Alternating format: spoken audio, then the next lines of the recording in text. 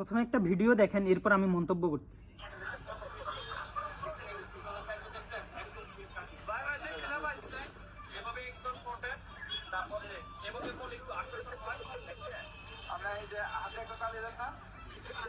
এই মানুষটাকে নিয়ে দেখতেছি যে অনেকে অনেক ধরনের হাসাহাসি করতে, অনেক ঠাট্টা মস্কারি করতেছে।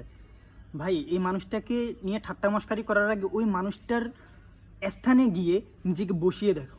এ তো চুরি করতেছে না, এ তো বাটপারি করতেছে না, আপনাদের মতো চাঁদাবাজি করতেছে না, আপনাদের তো মানুষের হক মেরে খাইতেছে না। এটা ওর দায়িত্ব।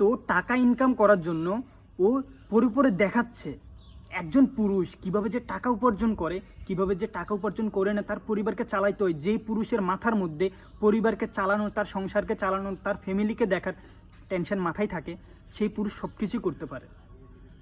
কিন্তু এই মানুষটাকে ধন্যবাদ জানায়, সেলুট জানায়। আপনাদের মতো যারা থার্ড ক্লাস মার্কা মানুষ এই পুরুষটাকে নিয়ে হাসাহাসি করতেছেন, তারা আদৌ জানেন না যে একজন পরিবারের টেনশন মাথায় থাকলে ওই পুরুষ কিভাবে না চায় টাকা ইনকাম করতে। এই পুরুষটা তো খারাপ কিছু করতেছে না, এই হালালভাবে টাকা ইনকাম করতেছে। এই ড্রেস পরে দেখাচ্ছে যে এটা কীভাবে পরলে সুন্দর হবে, কিভাবে পরতে হয়।